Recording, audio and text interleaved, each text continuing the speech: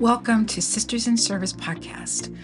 Most of you know me as a strong advocate for women veterans in being recognized not only as veterans, but also as women who are changing the world through our passion of serving, even after service. This podcast is my passion by telling all the stories of military brats, military spouses, active duty, and veterans, not to forget the veteran service organizations that help us along our transition journey.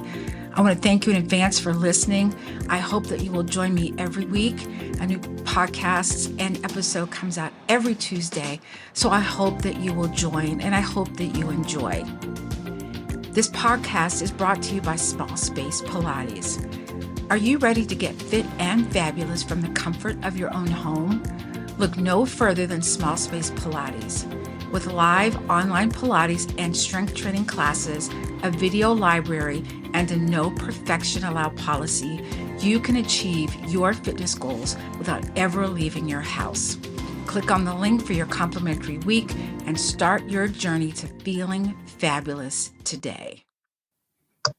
Welcome everyone to another episode, our latest episode of Sisters in Service. You know me, I am the freaking fabulous Kat Corchado, host of Sisters in Service, and I have an amazing guest for you today, Mike Myers. He's the end all and be all for Military Basketball Association. Did I say it right? That's MBA. correct. But before we do that, let's introduce him. So I am going to introduce Michael Myers. He is the current commissioner of the Military Basketball Association, also known as MBA, and has been a dedicated volunteer head coach for over 20 years. He's a retired 23-year Army combat veteran, and he joined the Army in 2000 and used basketball to stay resilient after being medically evacuated in 2007. And so he founded the MBA with Angel Acevedo, and he provides a platform for military athletes, volunteer coaches, and players. And the MBA fosters a sense of community, but also raises awareness for important issues like suicide prevention and post-traumatic stress injury. Michael, welcome to Sisters in Service.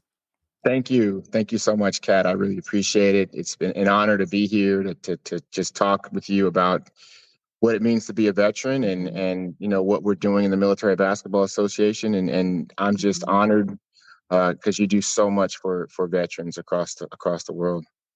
Well, thank you. I'm glad that you had a stopping point because you're just everywhere at the same time, and which I'm kind of jelly. I'm just gonna say I'm a little jealous because you get to travel to all these amazing places. But before we get into the MBA and how you came up with this idea for it, as a combat Army veteran, did you pick the Army or did the Army pick you? I picked the Army. I had 24 years ago, 25 years ago almost, I had the opportunity to, I was in school and I just, a bug got on me and I was like, hey, you need to join the military. So I interviewed a couple services. I interviewed the Navy. I talked to the Air Force. I talked to Marine Corps, through the Navy, and then the Army recruiter came by and was just like, hey, we've got all the jobs. We've got, some really cool stuff you can do. You don't, it was pre 9/11. So I just, I fell in love with what the Army had to offer, and it's been an amazing ride, 23 years later, 24 years later. Now, did you intend on staying 20 plus years, or was it kind of like, let me see what this is about? Or did you know? Because very few people go in the military saying, I'm doing 20 years. Was that your intention, or did you just stay? I initially, I wanted to go. I enlisted first, so I did my enlisted time, and then, after my first enlistment, I'd automatically crossed over and became an officer. Went green to gold. At that point, once you get to about the 7 or 8 year mark, that's when you're like, yeah, I'm going to retire. And so that's kind of the path I've been on. It became a way of life. And so, but no one really goes in the military thinking that they're going to spend, Mhm. 20 plus years in the service, but that's exactly what happened. Absolutely. That's what happened with me too. So I'm going to ask you kind of a spicy question. Did you like being enlisted better or being an officer? Yeah, that's a great question. I actually had a conversation with someone this weekend about that. NCOs lead the way. That's a saying, I guess, across all the services. They are the backbone of what the military decides to do in any operation.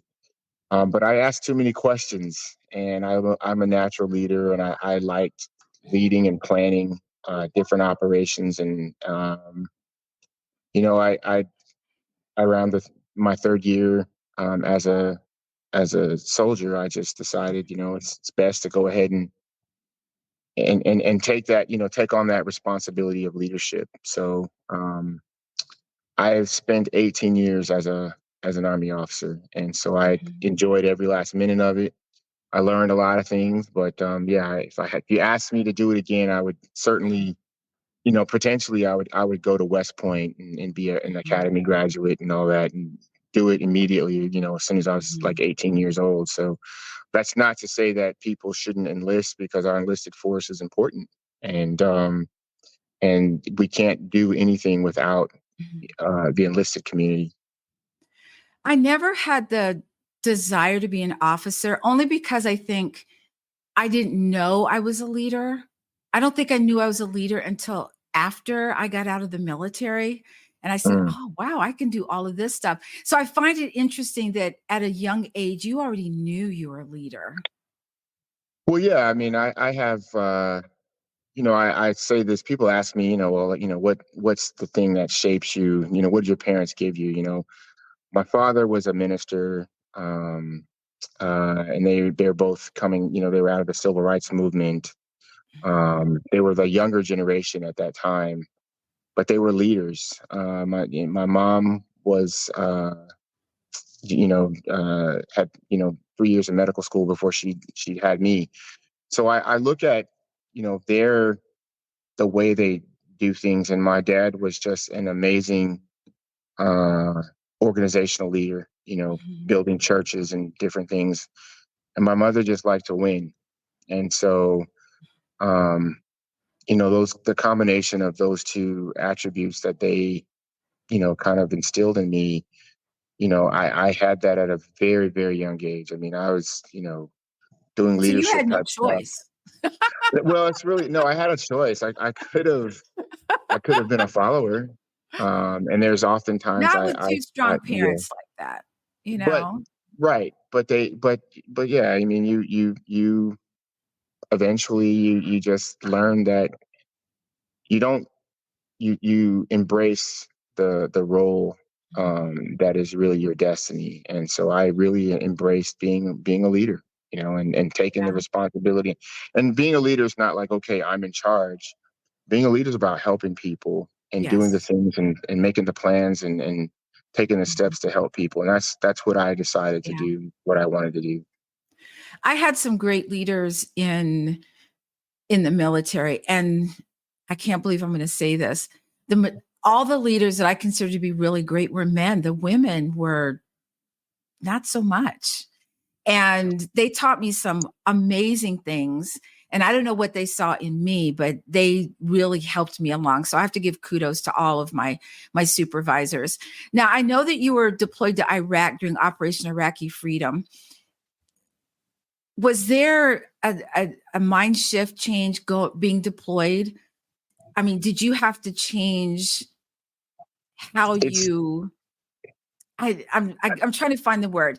So when in the military, when you go, I had to go to Korea, and you kind of have to put yourself in this bubble in order to survive. As an officer and an deployment, you can't do that because you're looking out for other people. How did that change your perspective at all? a little bit. I want to go back to what you said about like the women leaders and men leaders, right? Mhm. Um, I just got in contact with Colonel Amy Cronin. She was my first company commander when I was a second lieutenant in the military, and she just changed out command, right? And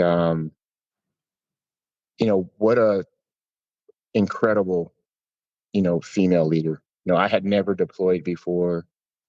She was tough on me sometimes when there were things that she expected, um, and there were times where she, as a leader, she said, figure it out. As a captain, she told me to figure it out.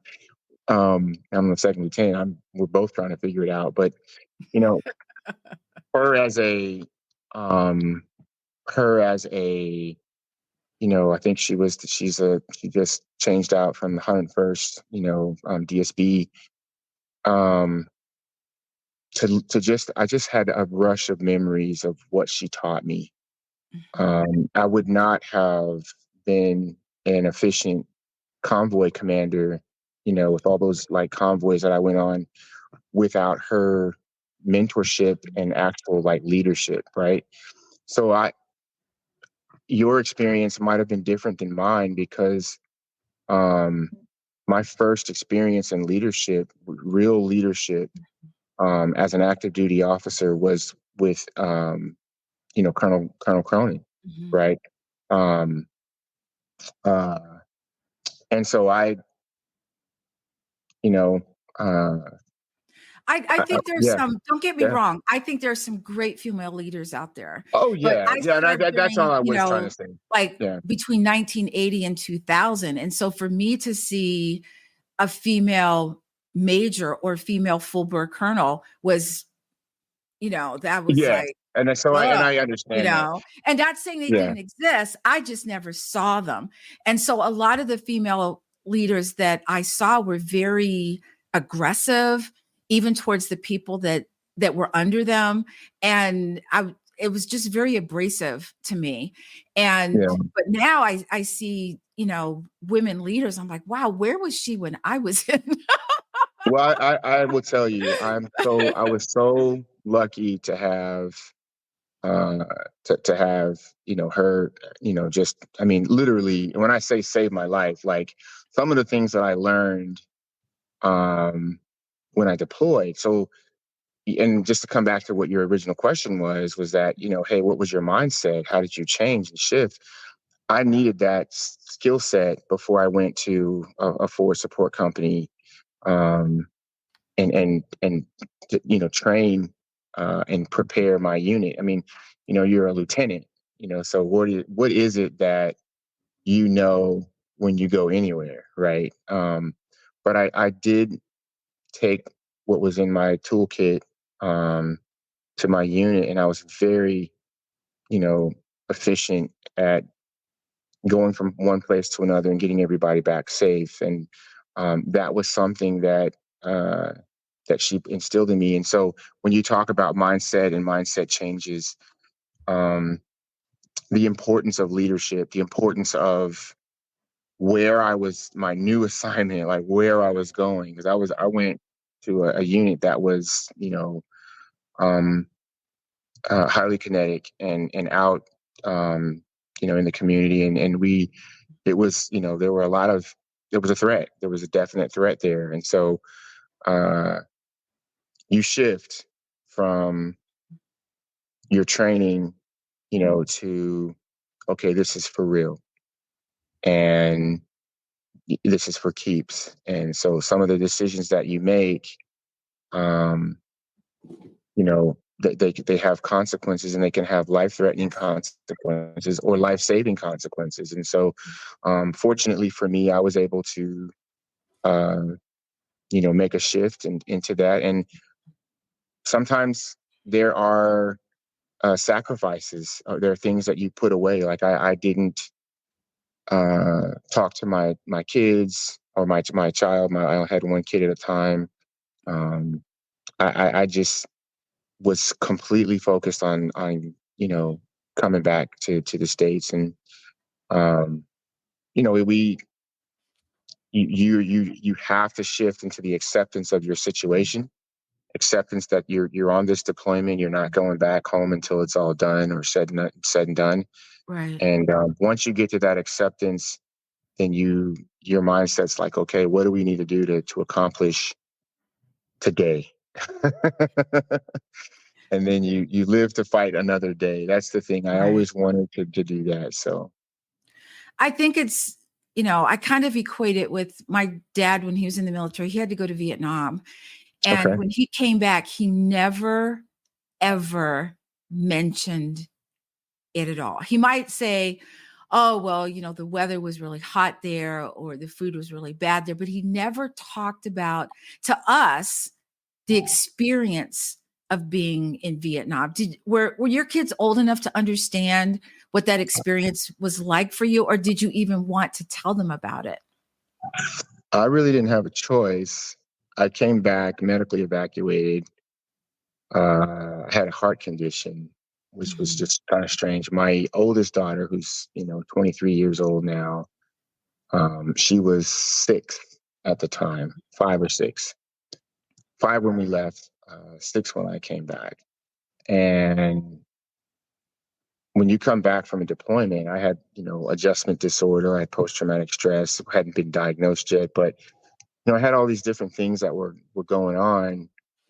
And so I knew that my former wife was still over there, and so when I was just back in my house by myself. I thank God for my younger brother because he took care of my home and everything. I didn't want to be alone, Mhm. um, and so when my parents, well, I wanted to see my daughter. I just wanted to see her. And so I was already having these issues with not wanting to be like, not letting my brother go home Mhm. to his family. I was like, hey, stay the night, let's play some more video games or something. And it when my mom saw me, she said, you look different, and she dropped my child off, and you know, I couldn't let her go back. Mhm. So my daughter ended up staying with me, but I really should not have taken her back, but Right. I did. So what happened was she became my best friend. It was just weird. Like a little 6 or 7 year old kid is like your best friend. So we went everywhere. But she understood that, daddy wasn't the same, right? I was a little different. So and the example of that was I would go to the PX or I'd go to the store and I'd buy all these things to build, like, shelves and desk and, because, you're back from deployment and you Mhm. have money. So you go buy stuff. So I'm buying things and putting things together. And she's like helping me, you know, put stuff Mhm. together. And so we're building things together. And then I feel bad because she's not like my little worker. So I was like, hey, let's go to Chuck E. Cheese, or we'll go to a place to go eat or whatever. Mhm. And we'll go there. And some days we had fun. Some days we would go to Chuck E. Cheese, get there, and they're so busy, and it messed with my It's mental loud. anxiety Yes. and so loud. We would get there, and 5 minutes later, I'd say, I don't feel good, baby girl. I need to go home. And okay. She just, Kids are intuitive. They yeah, know. And on top of the fact, when you said, well, maybe sounds really weird. No, it doesn't. She got to spend time with daddy. yeah, yeah. That's And yeah. huge. And And she knew yeah, something was wrong, but she knew that she wanted to be with daddy and that being with daddy helped daddy, but it also helped her too. And it probably solidified your relationship. Like, I can't it even did. I imagine what mean, that's like. yeah, we've been close for years, but kids get Yeah. older, so they they get their own lives and they They they always they come do back. things. I'm just gonna tell you They that. They always come they back. they do. They do. I mean, look, she's a graduate of UT in physics, and I'm very proud of her. Um, but those are the sacrifices that you make from service, and I would do it all over again. But it was definitely interesting how we watched the same TV shows together. And Mhm. this is for like, maybe 2.5 months before her mom got back. we just hung out like, you know, two That's so cool, thieves in a though. I pod. think Yeah, it that's was very cool. cool. I do It have was. to tell you, you don't know the effect of things on your kids. So my child is in his 40s, and him and my daughter-in-law came to stay with us for a little while, or not a little while. They came to visit. And I was a single parent in the military. Mm. And the military was kind of like that. I don't know what else to do. Let me go in the service. Okay. Till I figure it out. And yes, it took me 20 years to figure it out. Um, I just slipped that in there. That's But I okay. just learned from my son, he hated the moving. He goes, I Mm. hated it. I had to make new friends. And I'm like, you never told me that. And he never said, he goes, well, I knew that you were doing the best you could, but I really hated having to make new friends. And I said, you're so good at it. When Mm. I would see him. So it's how, it affects kids differently, I think. But let's segue into basketball. When did that become a thing for you? You come out So of the military, you're transitioning. Was that when you found basketball, or did you always play I basketball? was always playing basketball. Some of the best Mhm, basketball I ever played in my life was while I was deployed. And mhm, so the gold nugget in that is that all of the people that are in my organization now, we didn't know each other, but we were all deployed at the same time in the same location. And so my deputy commissioner was at Camp Liberty in Baghdad. My conference commissioner was he was actually playing basketball. That's how we met. We met over there playing basketball. And then, several other of my friends and associates, were deployed at the same time. We just didn't know each other. But basketball's always been a part of me. I've been playing since I was 11 years old. mhm. I've been coaching since I was 20. And so, um, it's just been a part of me. Now, I used it to reintegrate and go from, suffering to surviving to thriving Mhm, type of mentality in starting in 2013. I was my psychiatrist was like, hey, I need to put this in your records for me to help you. And I was like, okay. I had some hesitation about it because we're talking 11 years ago. mhm. The stigma that exists in behavioral health, I mean, that's what you wanted to try to avoid. I mean, career progression is Exactly. extremely hard Mhm. if you're taking anxiety medication and your command finds out and all that good stuff. So Or even if you have a clearance. I mean, when I was in, if you admitted to any kind of mental, you needed something, they could pull your clearance and yeah, you may or may not get it back. you may not get it back. I mean, they could put your Mhm, clearance under review or mhm, suspend it and pending the outcome of whatever they want to say the outcome is. And mhm, you know what? Because that was the thing about mental health. There was just a stigma there. I used basketball to change the stigma. I used it to get myself reintegrated, to be grounded, as an outlet, as coaching young men and helping them train. And mhm. fortunately for me, I was fortunate enough to win. I was able to win some pretty big tournaments, and I realized this was fun.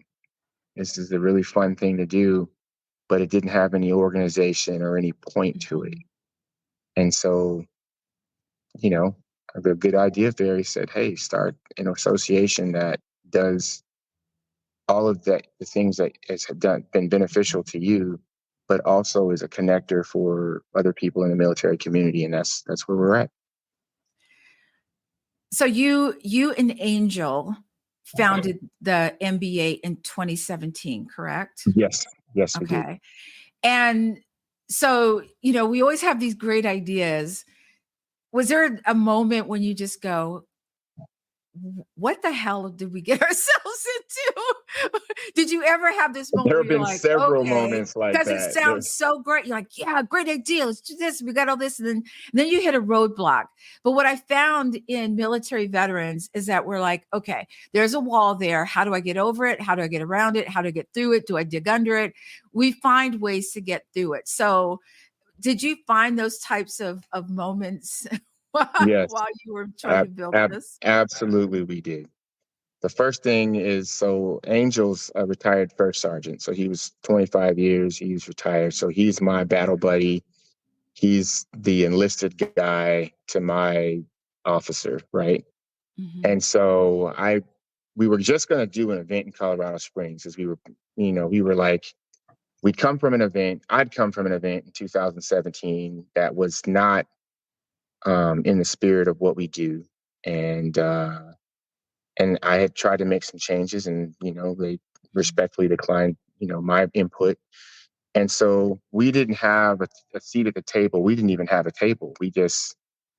But a lot of the volunteer coaches said, hey, we got to do something. So that's the leadership part. And I stepped Mhm. forward and I said, all right, let's go, let's do it. So he got to work and said, hey, why don't you come to Colorado and do something up here? And I said, okay, we'll organize a tournament in Colorado. And then I started thinking about, there's no league. There's no global organization that's running this. So I very, very quickly came up with an idea. I pitched it to him. I said, what do you think about this? We're going to start an association of coaches and teams, and we're going to call it the MBA. And you know what he said? Okay. No, that's not No, what he he said. didn't say okay. He said, Mike, he said, it sounds kind of cheesy to me. He said, Did it he sounds say kind of cheesy to me. That's kind of cheesy. And so I was like, oh man. So I was like, well, we'll figure something out. We'll figure out what to call it. But then I started really thinking about it, and I called him back and I said, hey man, this is what it's going to be called. I Mhm. mean, this is what we're going to do. He was like, all right, no problem. Let's go. So we got everything together and we got it in order. But when you do anything you start anything, you're going to have people that were naysayers and they laughed at us. They, people that, you know, didn't want us to bring this forward. They laughed. They try to do things to throw us off our game. And we learned Mhm. some really valuable lessons. But the time that I said, what the heck have I gotten myself into, was um, probably when we got on television with CBS Sports Network. That's when I realized,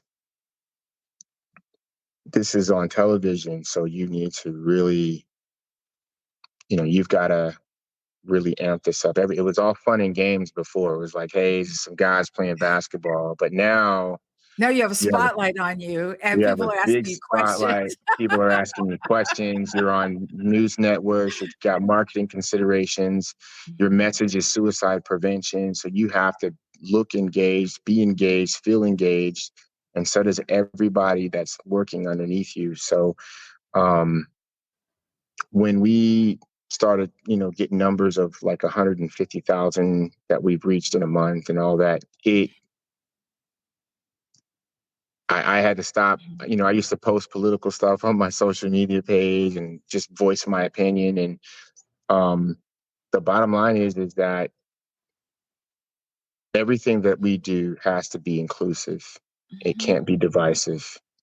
And so that's when everything kind of changed. We stopped participating in conversations or chats or rhetoric or even efforts Yeah. that were divisive, or that could be construed as divisive. And so that's just where we are. I mean, it did have there have been challenges.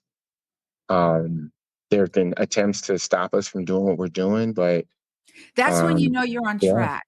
Your yeah, haters, yeah. Oh, you know? I have quite a I few of those, there's a but not there's a too many. I quote. mean, this is a great Yeah. cause. This is a great Yeah, cause. there's a quote that I saw and I keep repeating it, that people or organizations that talk behind your back, they're Yeah, behind you for a reason. that's right. Okay. I mean, And yeah, that's so, right. so I want to ask you this question. Who is the MBA Sure. for? Is it for military veterans? Is it for men and women? Is it for spouses? Who is it for? The MBA is for everybody. And that's, I don't say that lightly. It's for veterans, it's for active duty, it's for DoD civilians and DoD contractors, it's for dependents. There's something for everyone. If you are a veteran and you can't play basketball anymore, but you can get out to one of our events and meet people from the VA or meet people from or get involved with recruiting services because you want to join the military, you want to play in the NBA, there's something for everyone. And so that kind of makes up our our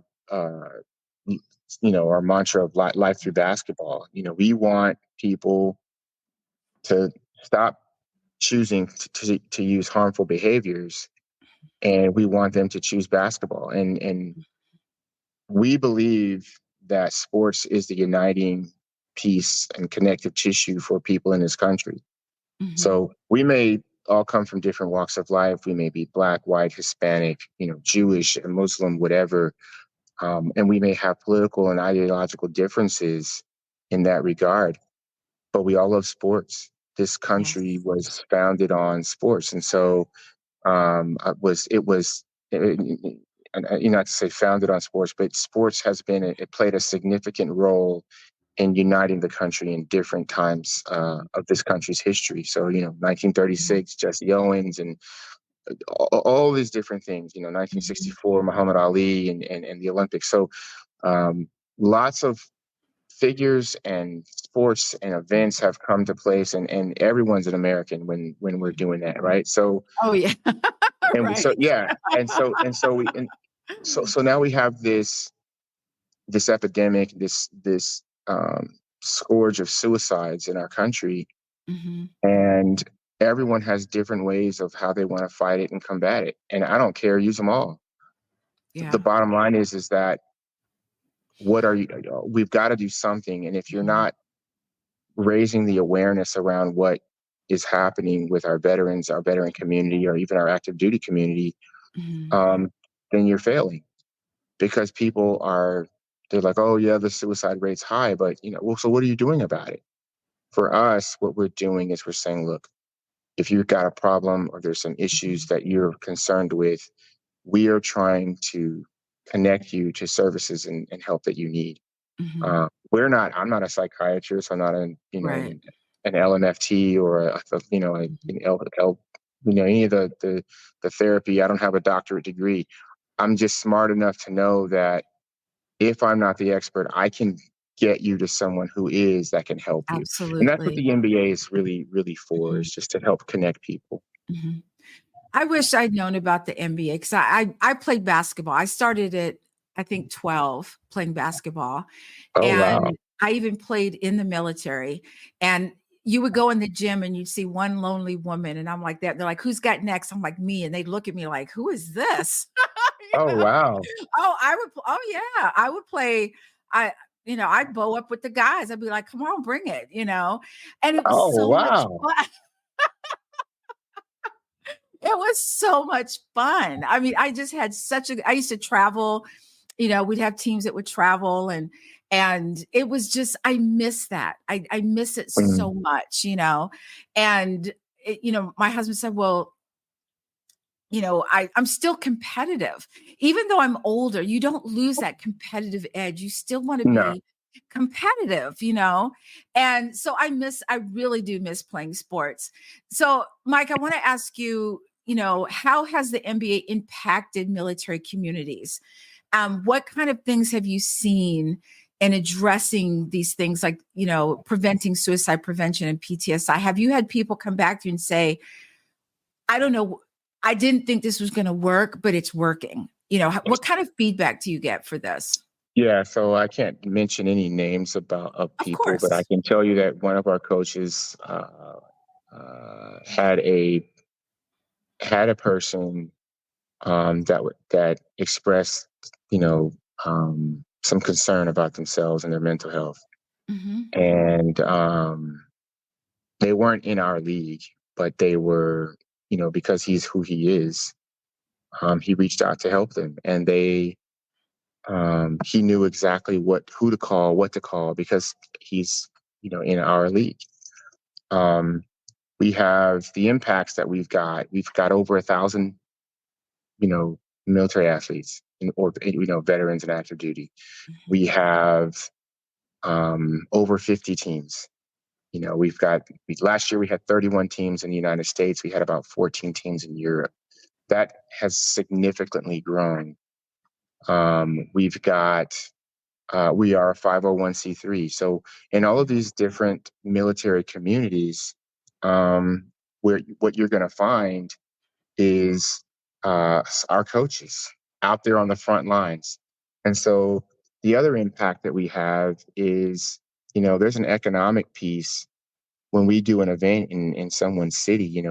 We're trying to, boost their economy by, our athletes coming there and people enjoying the event and coming out and spending money. And that's an economic boost to different economies that host our events. So there's a Absolutely. lot of things that we do that has an impact. Our coaches, many of them run Big Brother organizations.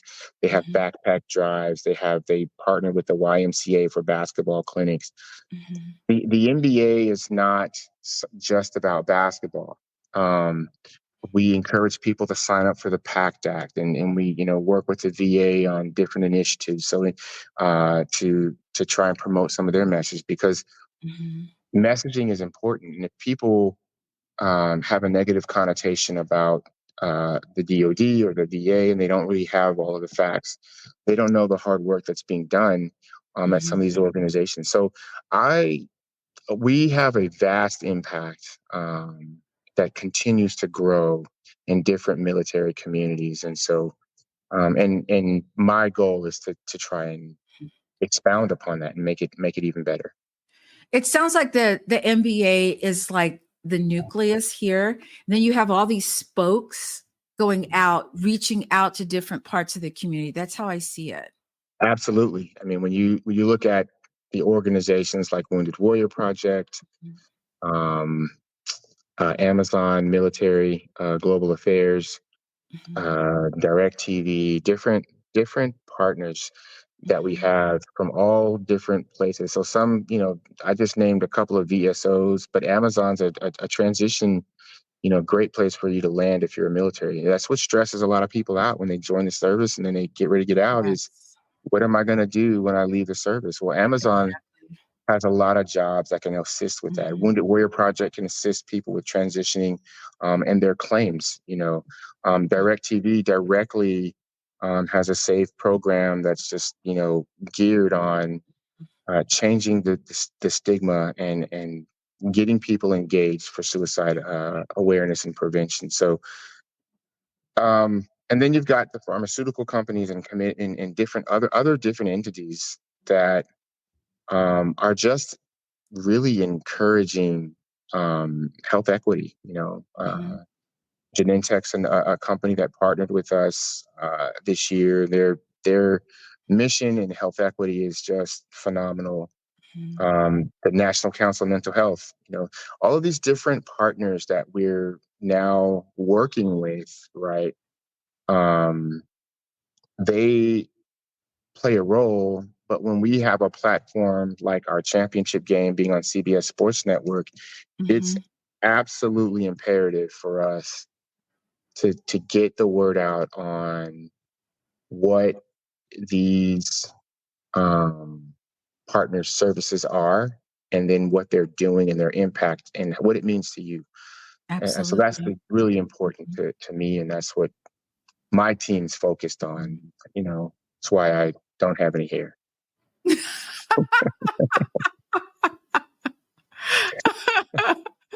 So I will ask you this question. Does the Sure. NBA have a women's league? Yes, we do. We Nice. Angel Acevedo is the interim Women's Military Basketball Association commissioner. We had a women's championship game this year. It was at the Leacore Center in Philadelphia. The women play. We have close to 8 or 9 women's teams that are considering playing this year. Every last one of our tournaments this year, we're offering to the women to have if they can get 4 teams to our events, there'll be a women's event that runs simultaneously with the men's event. So I love we're yeah, we're not that. leaving anyone behind. That was my personal Mhm. direction to my team, was like, we're not going to leave the ladies behind. If they don't like it, then you Mhm. know we'll see. But I want a women's tournament at the finals next year, and they came Mhm. through. I love that. So, what's up? What are the future goals of the MBA? The future goals of the NBA, I will tell you, it's a number. It's a number. You know, I've done the strategic analysis and planning, and the NBA needs to raise $11.5 million a year. You know, that's what we've got to generate in revenue to offset the costs for our players, um, put put the marketing message out on national television or major networks, um, and and to truly fund this mission in suicide prevention. Right? Mhm. Everyone talks about they support veterans and thank you for your service and all that, but when the rubber meets the road, it's going to take Mhm. money to keep these guys out there playing and um, supporting that message, that Mhm. uniting message. It's also going to take money to connect our veterans who don't play basketball Mhm. to therapy and to therapeutic services that they need. So Right. my goal is to build and grow the league to a point where we're generating between 11.5 and $12 million a year. Wow. Do the players of the NBA pay their way to these tournaments? Yes, they do. Wow. Yes, they do. Very cool. Yeah. So, my last question to you, Michael, is how do I get involved? How do my listeners get involved? What can we do to further your reach for the MBA? You can go to mymbaglobal.com. You can donate there. You can find out about teams in your military basketball community. You can see a map of where these things are. You can come to our events. Most of our events are open to the public and free of charge. Mhm. You can like us on Facebook, Instagram, LinkedIn, and Twitter or X, and just become fans. We'll soon, very soon, we'll have a swag, and fan gear store opening up potentially through Amazon. And there's just support us. That's the thing. Just support us. I mean, I know it's hard sometimes. It's our first. We're a new organization, but we're very organized, and we have about 8 people that are dedicated to making this work. Well, I want to thank you for being on the Sisters in Service podcast and telling us listeners, especially me, a little bit more, being a little more specific about what the MBA is, why you started it, what your why is, because I think your why for doing anything carries you through even the hard times. So It those does. times when you just want to go, because as an entrepreneur, there are times when I'm like, oh, I've had this. And I'm like, no, let me remember my why. Yeah, Because yeah, it's hard being an entrepreneur, but also understanding, what you're doing and why. And for anyone who's listening, PTS, I call it PTS because I didn't like the D in PTSD. It's real, y'all. It is real. yeah. And if we can prevent one suicide from a veteran, then I feel like that's a win. So, Michael, thank you for being on today, for allowing me to pick your brain about it. And I would love to, I'm going to see if I can find, if there's something near me that I can go to, because I would love to see this whole thing in action, because I think it's very cool what you're doing. And I wish I were young enough to be a part of the league, but that's okay. And for all of my listeners, As usual, please stay safe, take care of each other. Until next time. And remember, it's never too late to start your impossible.